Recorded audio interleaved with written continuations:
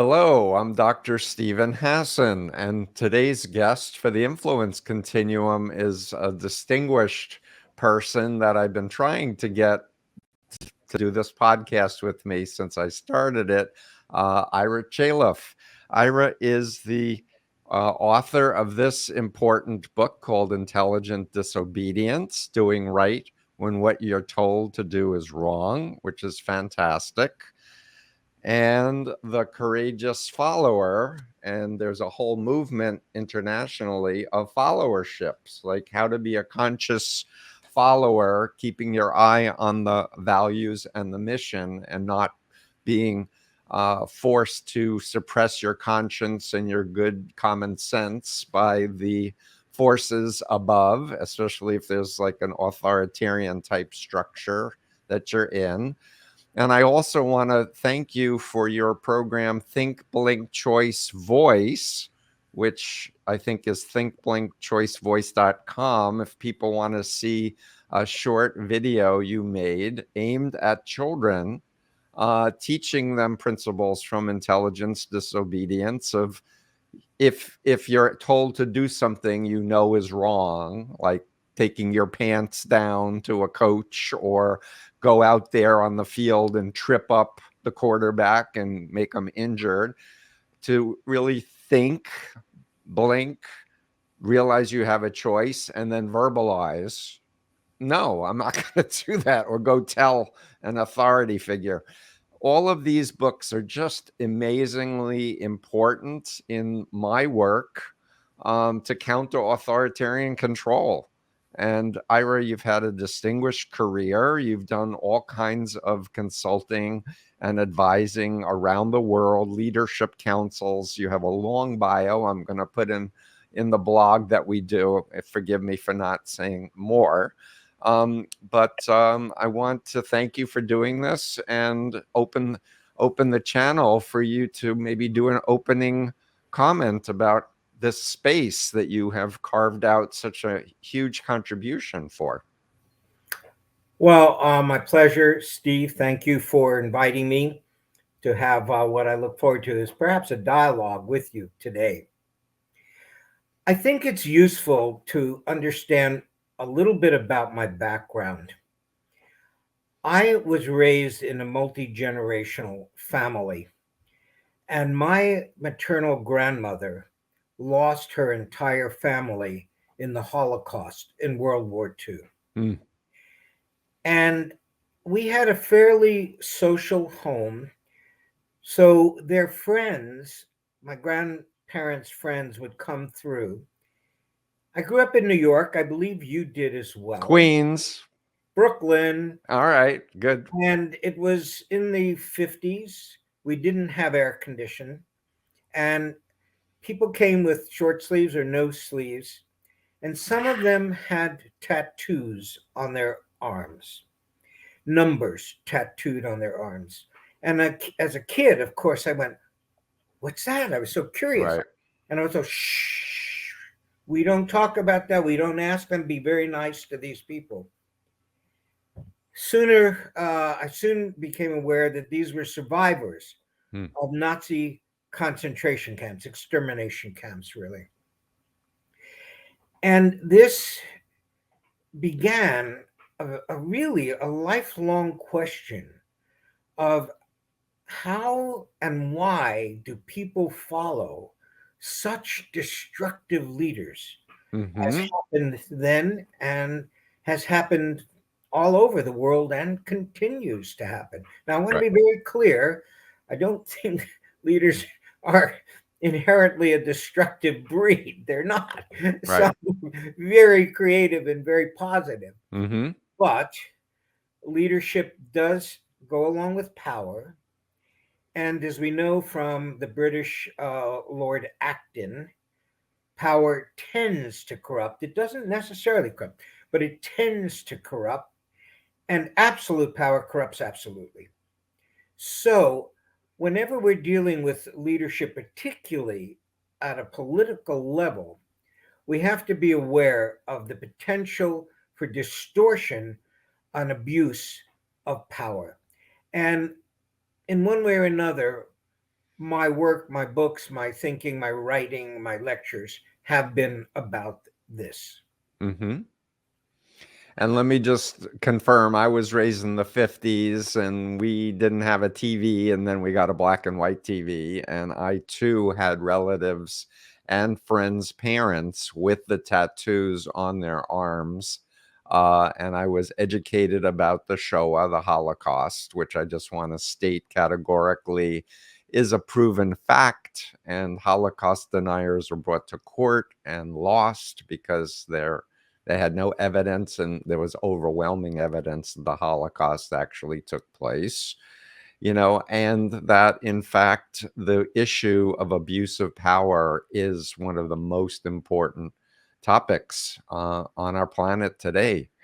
And the idea of having control of our own minds and our own consciences and our own actions to do the right thing, even if everyone around us is doing bad, is it just resonates in my soul, Ira. And that's really what I'm about, is trying to also share a personal story where I literally got converted into a right-wing fascist cult and thought that genocide was acceptable for God. I actually believed that at a point in my indoctrination. And when I got deprogrammed, the horror of that with the education that I had, and then with all the mind control indoctrination that the Moonies did, that they got me to do evil. And so my life for the last 46 years has been trying to say, hey, I'm not stupid and I'm not crazy and I'm not uneducated. The mind can be hacked. We can accept disinformation or lies as if it's true. Yes. Well, Steve, I also had my experience with what I now understand to be a cult. Hmm. I chose not to go there in my writing. And part of the reason is I got very, what I consider good advice from my first publisher.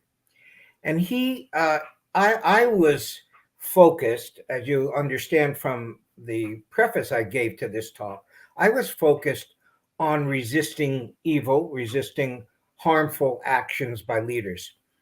He counseled me to present a more holistic model of followership Mm-hmm. that would embrace the whole spectrum from working with very productive leaders, ethical leaders, all the way to working with very, very problematic leaders.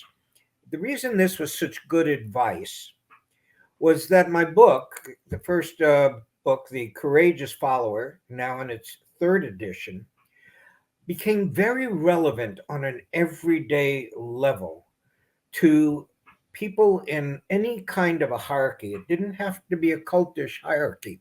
Right. It could be the military, the police, ecclesiastical organizations, um, universities, medical uh, uh, environments, etc.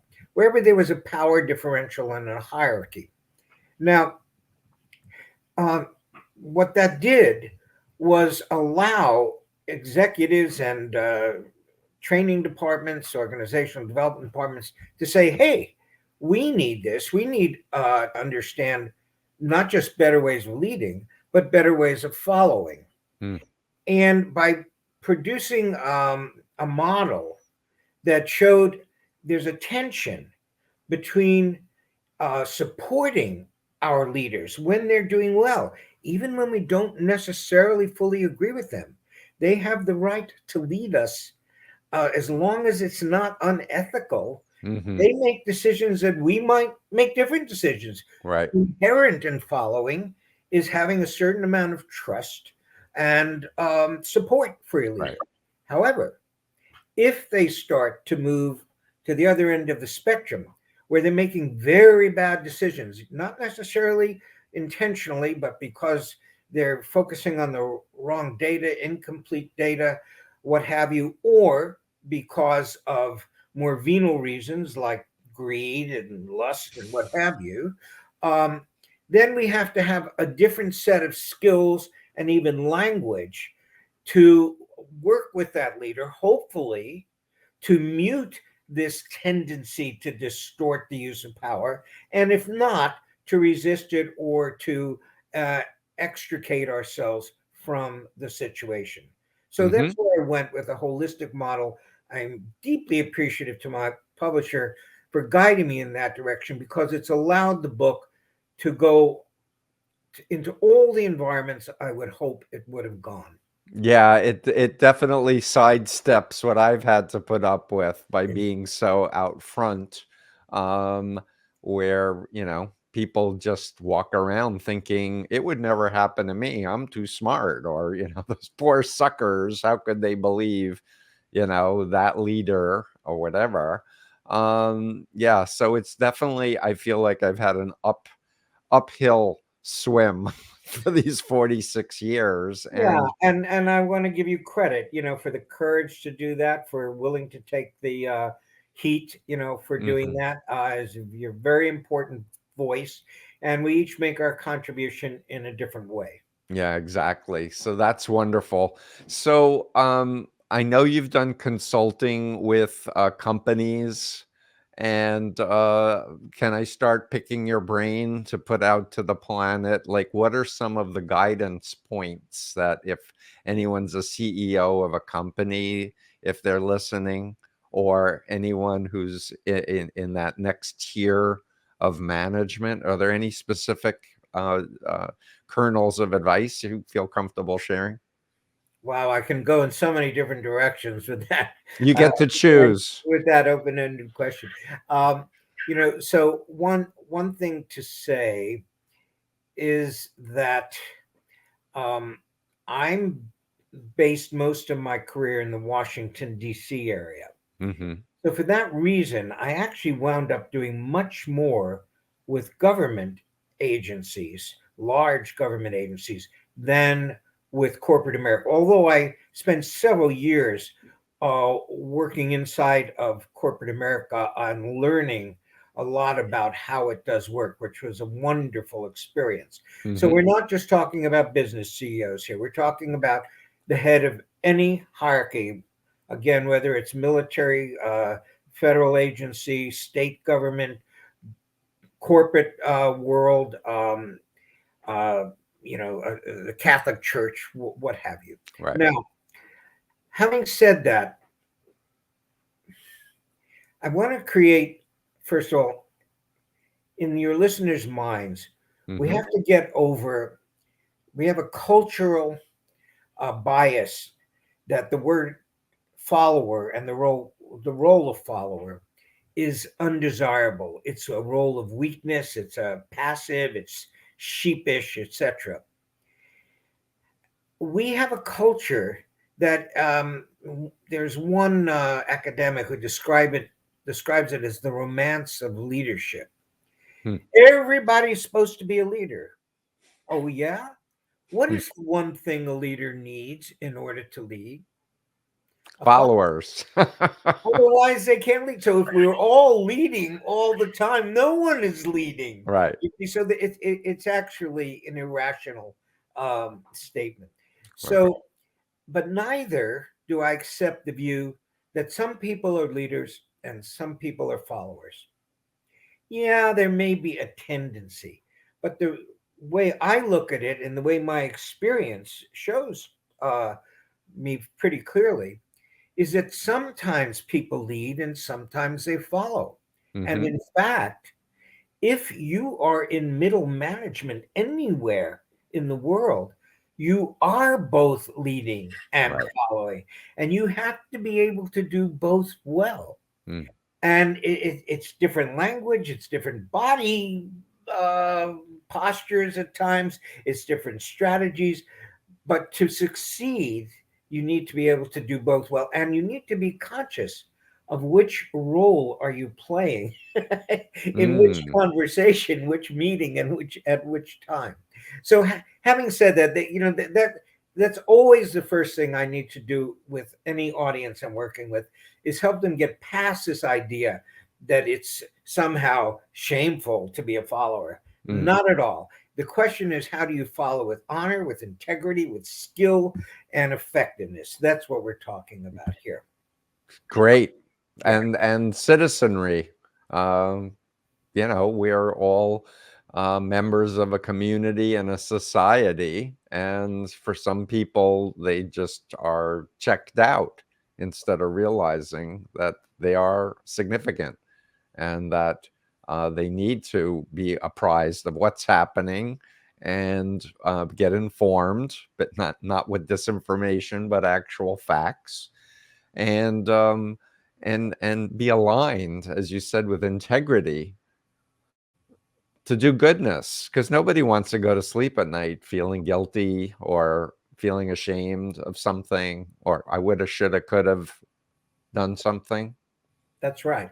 Now, um, it's true that there's a small amount of senior leaders who are destructive.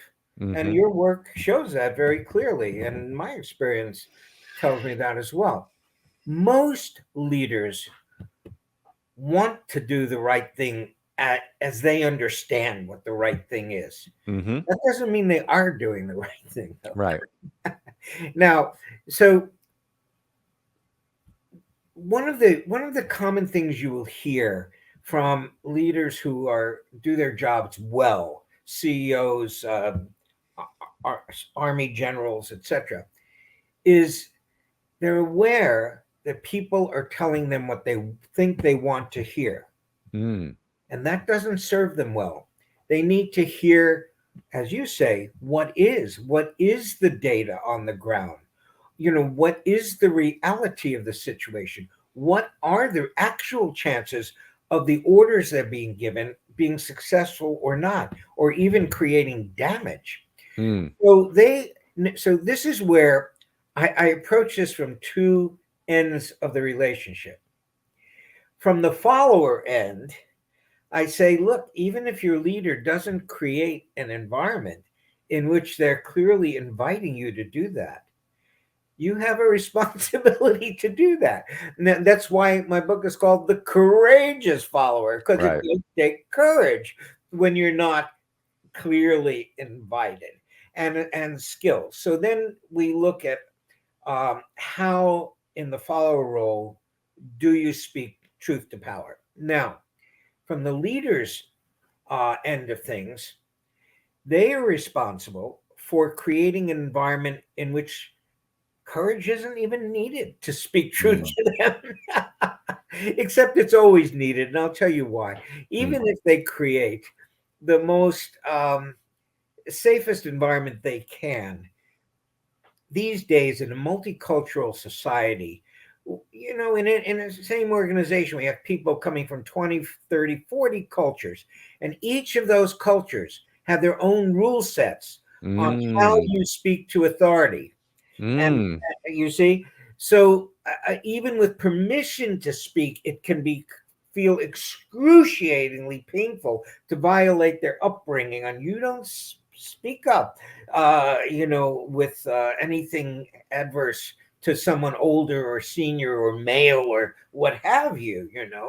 So the leaders underestimate how much it takes to create an environment and to prove that it's really an environment in which it is not only safe to speak up, but really encouraged.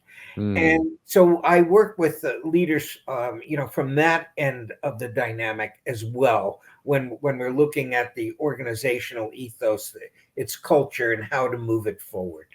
Yeah, I can't help. My mind is swimming with ideas in response to listening to you, and so I guess I'm going to just spit out a few things that got triggered as you were talking.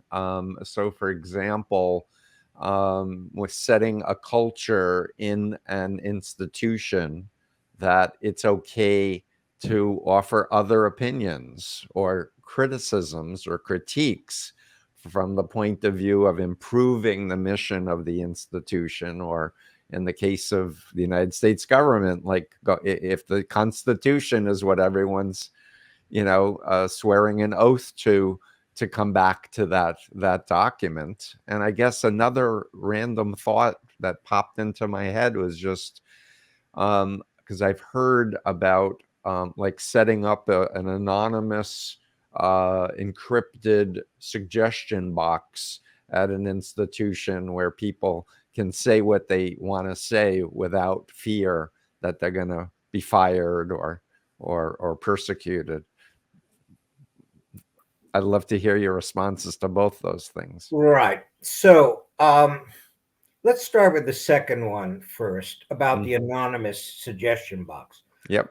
All big organizations have some form of that. Mm-hmm. Um, they have engagement surveys. The federal government every year, every agency does an engagement survey. They some corporate organizations often have an ombudsman. Mm-hmm. Change Or it. woman.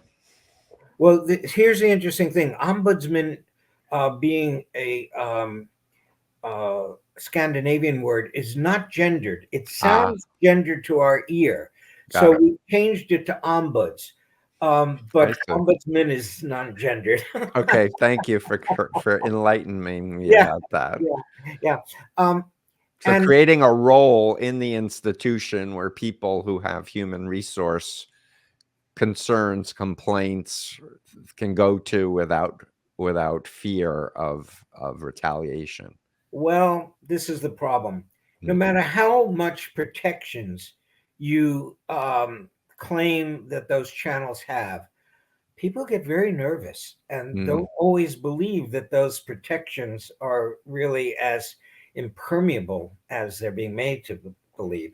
Mm-hmm. So you still get a hesitancy to report, oftentimes. Sure. Um, but nevertheless, all of those channels are useful and can be important, but they're not sufficient. Right. Um, so, and this is where the culture has to support the open, not the anonymous, but I the see. open voicing of dissension. Mm-hmm. And and there are almost like tricks for how to do this. Let me give you a very concrete Please. example. Okay, so you're a senior military officer, and you call whatever your a dozen other officers, junior officers around, because you have to make a decision with critical repercussions. So you're going to ask for all of their input. Do you know what the most clever of those officers do? They start with the most junior person at the table. Why? Because if they start with the most senior, and if the most senior officer says something that the junior officer says, that's not really right. Now they've got the political problem of they have to potentially make their senior officer look wrong. Interesting. So if you start with the newest or the lowest in rank, that gives them more freedom and safety to Uh-huh. put their data and viewpoint on the table. So there are thoughtful strategies like that can make it easier for people to speak and for the senior officer to get the range of viewpoints they really need to make the best decision. Great. So I can't help but think about the Bay of Pigs and what was called, I think it was Janice called it groupthink, Yes. where everyone was agreeing with a terrible idea. Yeah. So, you've just showed your age, and I'm even older. And, a bunch of people listening to this will go, "What's a Bay of Pigs? There's a bunch of pigs swimming around in an ocean or whatever." So, just for context, the Bay of Pigs was a place in Cuba. And after Fidel Castro came to power in Cuba, the Kennedy administration uh, decided very ill-advisedly that they were going to try to overthrow the revolution, and they did a half-assed job of it, and were embarrassed internationally by the results. And so the question is, as you've intimated there, how did such a group of smart people well-informed people come up with such a lousy decision. And Irving Janis, in his book Groupthink, used this as one Hmm. of the case examples. And what he observed is a very important observation. He observed that a characteristic of groupthink is the group begins to think it's smarter than anyone else. Mm. And um, what becomes more important to the group, this isn't verbalized, but it's just in the ethos. It becomes more important to have um, uh, group consensus than truth. Hmm. So later on, you interviewed people, or he interviewed people around that table, and they went, "Well, I really didn't think this was a great idea, but I didn't want to sort of be the odd man out." Well, you have to be the odd man out. That's the point. You have to be willing to be the odd man out, knowing you may be wrong. But Yes. if you have good data, good intention, you understand the mission, you have an obligation to put your data and viewpoint on the table. You don't have to do it aggressively, combatively, but you have to do it effectively. And that comes down as well to political savvy. Hmm. So, there are a lot of skill sets that go into this, but it starts with the understanding of the need to create an atmosphere of freedom to think differently, always with the values and the mission, assuming the mission is not a horrible antisocial mission, uh, Right. but assuming that it's a pro-social mission, that you have the freedom, you've created the freedom, both as leaders and followers, to look at this problem from every angle and come up with the best solutions, and not let the political dynamics, the hierarchical dynamics, the authoritarian style, um, uh, create instead a very poor decision.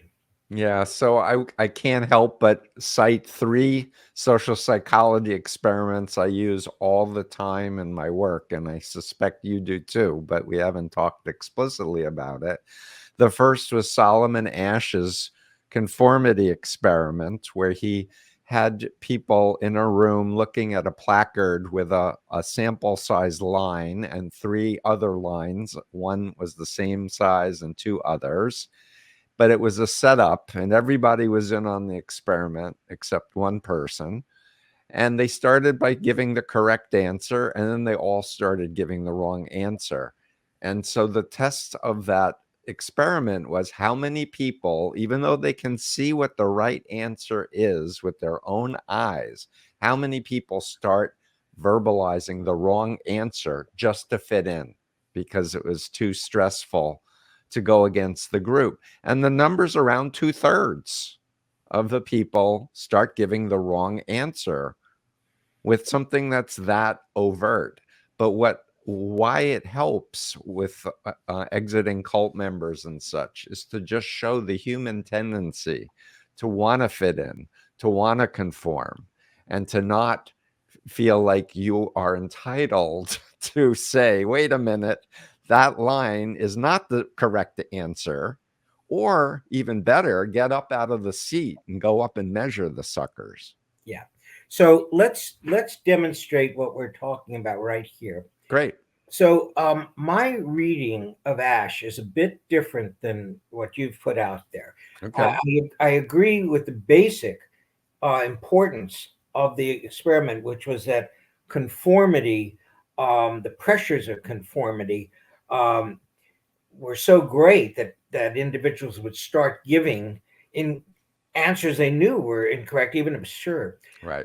My reading was, when you say 2/3, I know where you were going to go. I'm pretty sure I know you were going to you were going to go to the Milgram experiment, Yep. where Milgram and Zimbardo were the two where next ones. 2/3 Yeah. was the right number. My reading of Ash, and I could be wrong on this, was that it was a much lower percentage. I found it wasn't as compelling as the Milgram data. Hmm. However, nevertheless, just the fact that a rational person who could see it was absurd to give the answers that everyone was giving, would even occasionally fall in line, Right. demonstrates the power of peer pressure, not even just authoritarian. Right.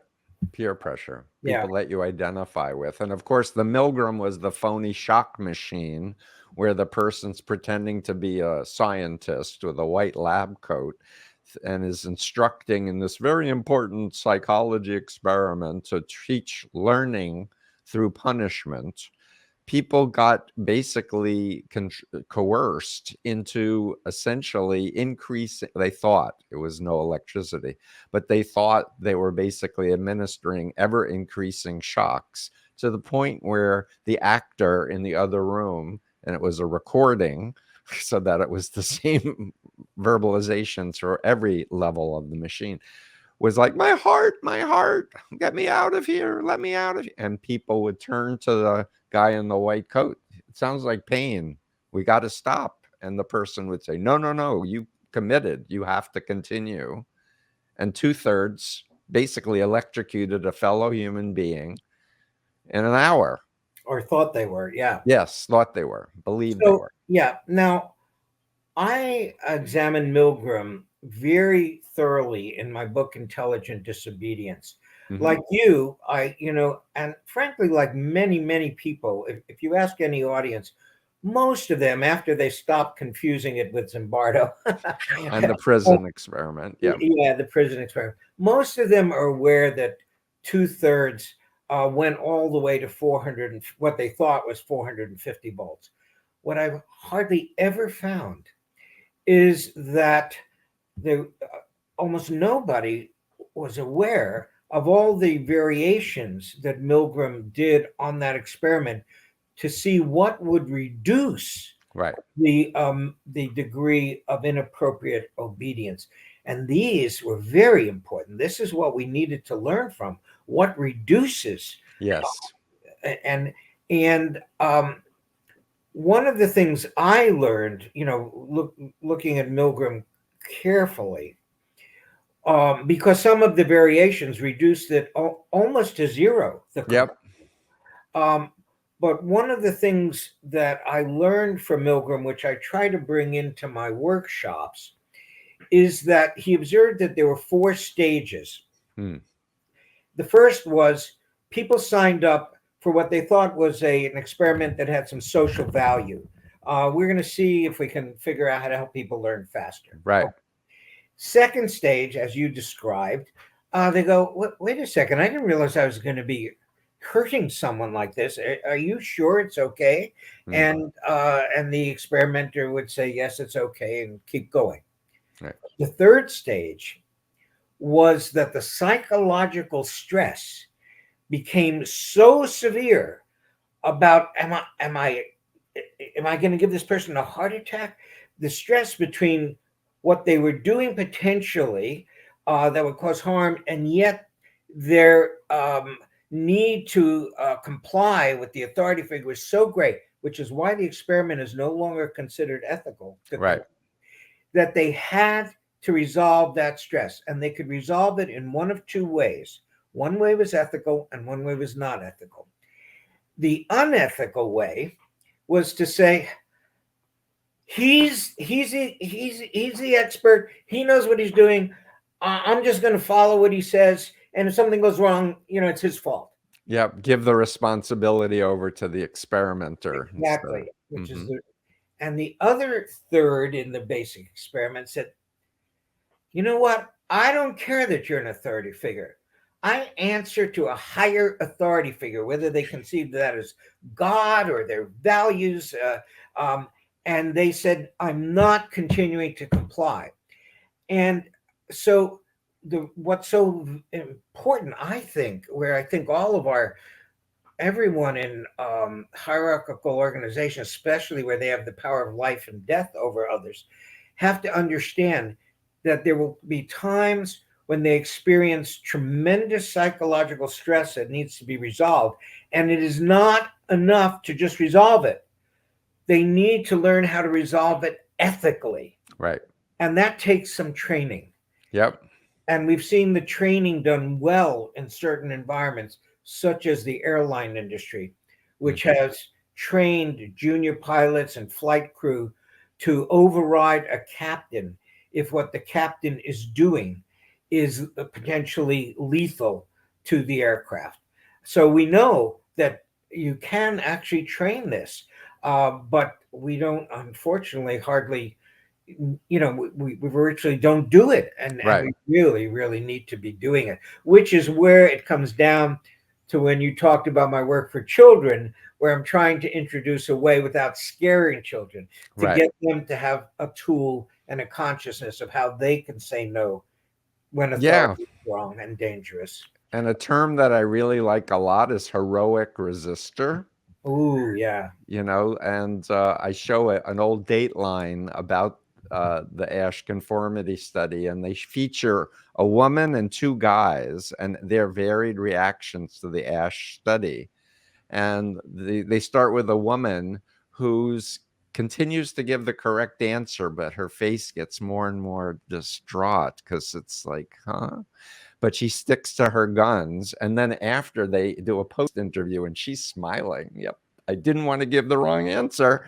Then there was a guy who caved after a few sessions, and he just kind of gave the wrong answer, really whispering it, and just right. And he was just like, after the post interview, was like, oh, I just figured I wasn't playing the game right, so I just kind of gave up. And he looked like he was miserable. And then there was another guy who was older who emphatically was giving the wrong answers, but he was the most honest and just said, I started giving the wrong answers because it made me feel better. That's fascinating. I never I'll heard share the about that. video with you. Yeah, that's really. It's really wonderful. But I want to point out something that I learned in social psychology about the bystander effect, Mhm. or the opposite, which is the upstander effect, which is what we're trying to promote with people.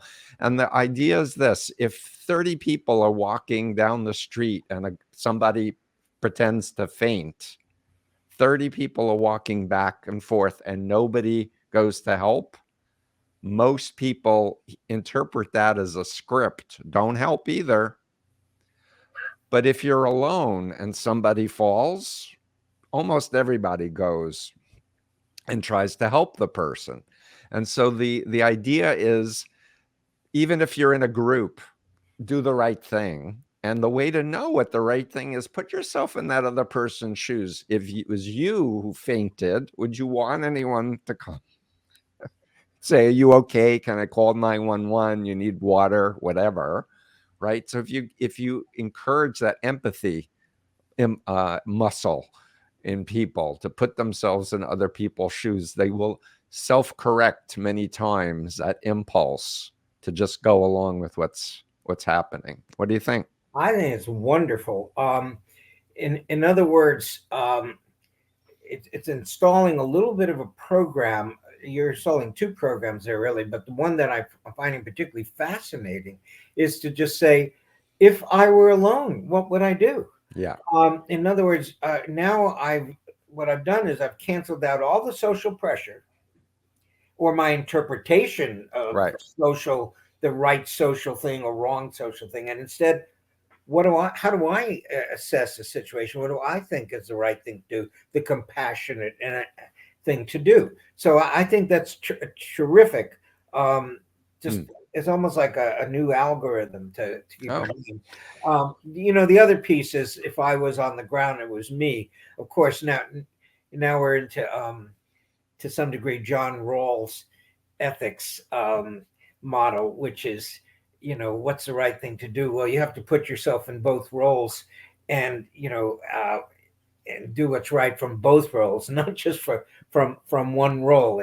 And if you could see yourself on the ground, you would know the right thing to do is to be helpful. yeah, right. And I'll just add, because we mentioned the 3 experiments, Zimbardo did a phony prison in the basement of the psychology department at Stanford, tested a group of young men as basically healthy, randomly divided them into prisoners and guards, and proposed to do a 2-week experiment, but really control of behavior, information, thoughts, and emotion were at work. And they had to call off the experiment after 6 days because young men who were prisoners were starting to have nervous breakdowns. And at least one of the guards, if not more, was starting to get sadistic and getting his jollies off of humiliating and threatening and doing other horrible things. And both Milgram and Zimbardo were the basis, I think, for internal review boards that said, with all human testing, we have to consider the effect on people to protect people, which I want to protect people, but then I'm in the field of destructive authoritarian cults, and they're doing the impermissible social psychology experiments every day of the week. So when I hear stories of what people have been subjected to, for me, the database of the effects on human beings just keeps expanding. You're right. And of course, what happens is when you then add the power of the repressive state, that's when we get the nightmare scenarios. Let's say Mao's Cultural Revolution. Yeah. It was not different than Zimbardo's prison experiment, but the result was you had millions of young people brutalizing people for having just a little bit more wealth or knowledge, education. I mean, it was mass psychosis. Yeah. So these are very serious. Yeah, turning in their own parents, turning in their siblings to the authorities. And I might add, the current head of China is now extolling Mao and trying to create an image that he's on that level of authority, whether he does, isn't going to be voted in anymore. He's just going to be in charge. And that's where my current work is going. I'm not there yet. Perhaps we'll have another interview next year, because there's a window, at least theoretically, there's a window where, as an authoritarian starts to accrue the power of the state, which of course the power of the state means you have the right to decide who lives and dies. You have the army, the judicial system, the Right. police forces, the intelligence agency. Right. This is fearsome power, and as the authoritarian personality starts to um, display their proclivity for this, I'm postulating that there's a window where we can detect and interrupt it before they consolidate their power, where it's almost impossible then to counter them short of full revolution or war, which of course are the banes of human existence. So Right. how do we detect this trajectory and interrupt it, is where what I'm working on now. Wow, fascinating. Do you know the work of Bandy X. Lee by any chance, Ira? Tell me more about it. I'm not So Bandy Lee is a forensic psychiatrist. She was at Yale, and she edited the book "The Dangerous Case of Donald Trump" that had 37 other mental health professionals and other experts weighing in. Her thing is dangerousness. And from the very beginning of his nomination, she started saying, wait a minute, person is not fit to be president of the United States. And the book became a bestseller when it was first introduced. And then censorship happened. Like, she was not allowed to be on major media. And it appears that it was Big Pharma influencing the American Psychiatric Association to invoke what was called the Goldwater Rule, to say that a psychiatrist or psychologist should not ever diagnose a person publicly. And to which her response is, A, I'm not a member of the American Psychiatric Association. And secondly, I have a duty to warn. And in my work as an expert in dangerousness, I rarely get to sit in the room with the person I am evaluating. I'm looking at their words, I'm looking at their deeds. They were killing cats. Big red flag. They're saying I could shoot someone on the middle of Fifth Avenue and my followers will still follow me. To her, red flags, but we got no traction at all to raise the question around the office of the President of the United States.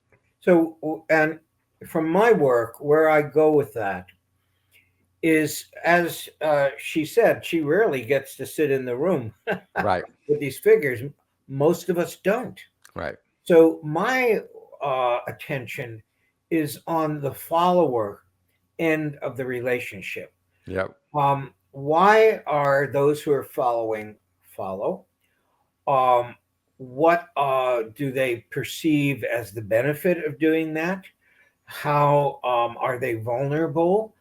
How can they get some distance from what they're being fed?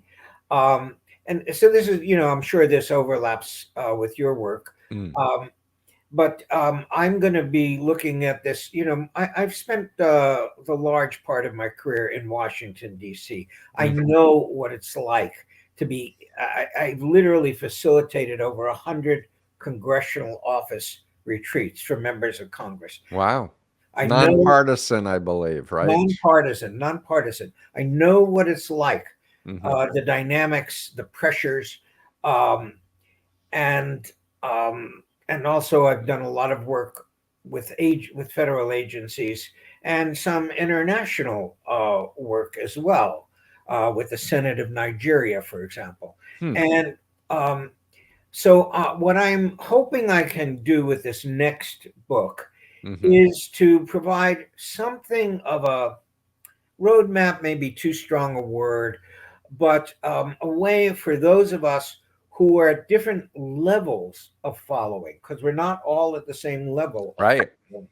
How can we stay sufficiently mindful to know if we're being subverted, Hmm. and and due to the what's coming down, due to the peer pressure, due to the media, etc. Yeah.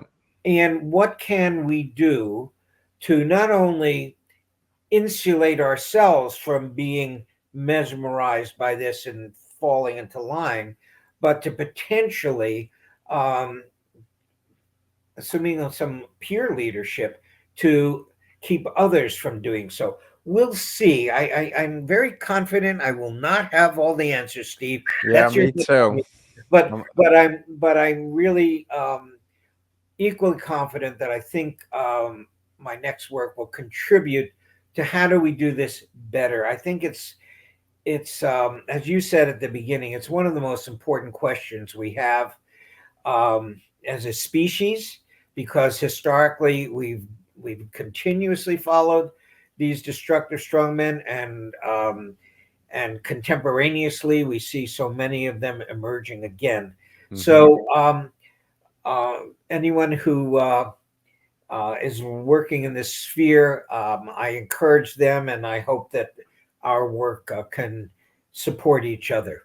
So I want to share, if I may, something I did with my family and friends back in '76 after my deprogramming from the Moonies, because it became very evident to me in the following months that people were really worried about me, that I might go back to the cult, or something like that.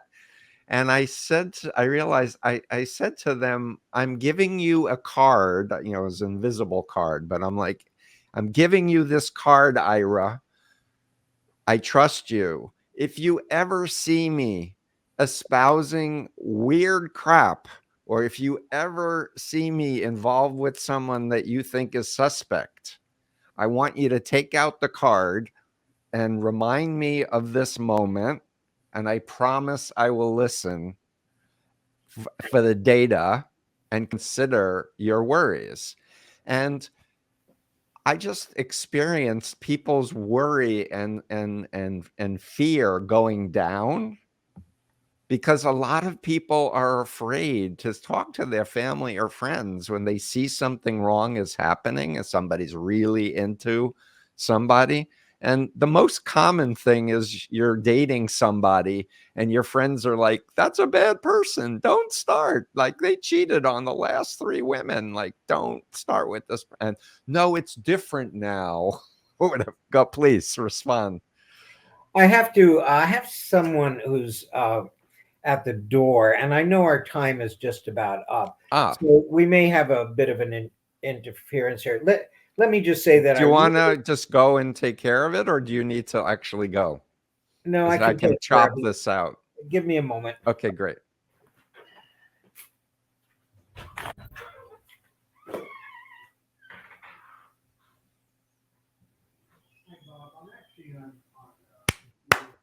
I'm clapping for the audio tape to know that we took a break in the recording, and it's 50 minutes in approximately of the StreamYard recording.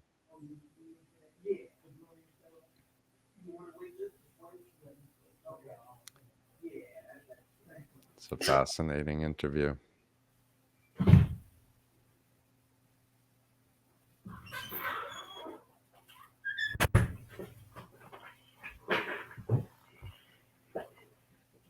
So, I'm just clapping for the audio engineer to know we're great. starting again. That's great. So, I want to say that I really like this idea of this card. What came to mind visually was a referee in an English football match. Give me a yellow Foul. card. Foul. Right. And it's actually enough of a sort of metaphor in some of our Western culture that it could actually catch on. I think it's worth sort of building on that further and see if you can get some momentum around that. Make it a meme. Yeah, make it a meme. So, I mean, the bottom line is, I think in this age of social media where people are listening to all kinds of biased sources and don't have the skill set to reality test, I've been talking about creating a trust pod amongst your family or friends, and not just ones that believe the same way you believe politically, but people that genuinely care about the truth. Maybe they're scientists, maybe they're doctors, maybe they're lawyers, but to have like a pod where you make a pact with each other to like watch each other's back. And if you're thinking of going to a workshop or something, yes, you can do your deep dive research on it, but you can float it past your pod and say, hey, I'm thinking of doing this workshop next month. Anybody got any concerns about it or whatever? Those are Because, there's some strength in more people to those are cool reality test. ideas. Very cool ideas. So, I'm aware that our hour is approaching its end. I'm wondering if you have any final thoughts or questions for me, or how you would like to. I want to put the big question to you. If you had the funds, or if somebody in government said, Ira, what do we need to do to get America back on track, to decrease polarization, to create ethical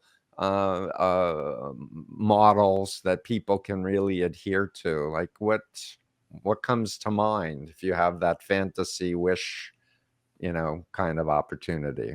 Thank you. What an interesting thought experiment. I am chairman emeritus of a nonpartisan organization that works with Congress, and obviously it has not produced a fully functioning Congress. But, but nevertheless, those improvements that we have seen over the years, and that would be a different interview, um, almost all came about by finding, identifying certain practices and identifying which congressional offices did best at those practices Hmm. and calling them out, giving them recognition, giving them awards, and helping others to understand the criteria by which they merited the awards. And what we would find is that hundreds of other offices, the congressperson would say, why didn't we get an award? What do we need to do to better ourselves?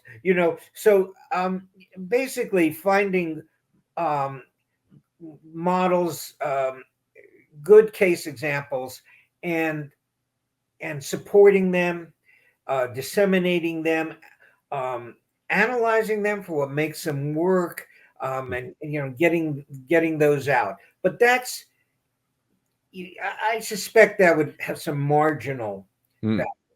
I think, and I suspect you think similarly here, perhaps not quite the same, is that we're really talking about deep cultural change, which Hmm. requires how do we educate our children on the subject of authority. We know that there's some programs that work on what do you call it? Oh, sorry. Well, I was going to add, if I may, Phil Zimbardo has something called the Heroic Imagination Project, heroicimagination.com, where he has a curriculum for students that teachers can go through, and they are little snippets of social psychology experiments with a set of follow-up questions. And for me, that is a tool that already exists, but getting it into schools is, the step that's missing. I think that's And terrific. And I think so. I would add my, please. the blinkthinkchoicevoice.com, just because people, you know, we haven't talked about it. So let me just very briefly that intelligent disobedience is a term I learned from the training of guide dogs for people who are blind. And the guide dog has to learn to obey all the commands that it should obey, and it has to learn when and how to disobey if obeying would produce harmful results. And based Such on as the person walking out into traffic, the dog would. exactly, exactly, and they must know if they can't differentiate when to disobey, they Hmm. can't be a guide dog because they're going to get the person killed. Right. So this is the how you do this is well known, it's well developed. Hmm. And what I did was take some of the elements of it, put it into my book Intelligent Disobedience, and then distilled it down into mnemonic Yeah. for young children. um, and it has produced good results to the limited degree it has been tested. If I had a million, 2 million, 5 million, I would probably focus it there on setting up the research that would fully test out this approach, validate it, or find out how it wasn't working, Refine it. and I think refine it's it, and brilliant, and how I did think it it works. yeah, how did it need what's needed to make it better, because ultimately it is producing individual citizens, individual people, who think, who understand the consequences, like Phil Zimbardo is trying to do with the heroic imagination, and we prepare them for social life. Social life is a tremendously complex endeavor that we take for granted. Yeah. We certainly, all of our children get socialized. They learn how to stand in line and be quiet while the teacher's talking, etc. They learn it too well. Mm. I'm not saying they shouldn't learn it, but they should also learn the counterbalance to it on when not to just fall in line and obey. So that's what I would do. So thank you for asking the Yeah, question. and I'm gonna just add on and say research is gonna be critically important for public health purposes too. It's one of my wish lists is to do an epidemiological study to show how much undue influence and mind control cults harm the mental health of anyone that's exposed to it and such. And I'll throw in my wish, which is I'd like to see congressional hearings on brainwashing and mind control and QAnon and PSYOPs, and like get the top people together and do an educational thing for not only members of Congress who are swallowed the wrong pill, or whatever the right analogy is, but to try to clarify. There really is a difference between ethical influence and unethical influence. There really are ways to reality test that. Great. Well, Yes. so Thank you. let's see if we somebody listening grants your wish, and you And yours, my and friend. yeah, and you loop me into that as well. Totally. I want to thank you profoundly. It's a pleasure. And I look forward to many more communications with you, and love to get together in person sometime. So you're invited to Boston if you. Great, and I've learned a few good things from you, a few nuggets that I'm going to pursue. Thank you. It's a pleasure. Thanks so much. Bye. Take care.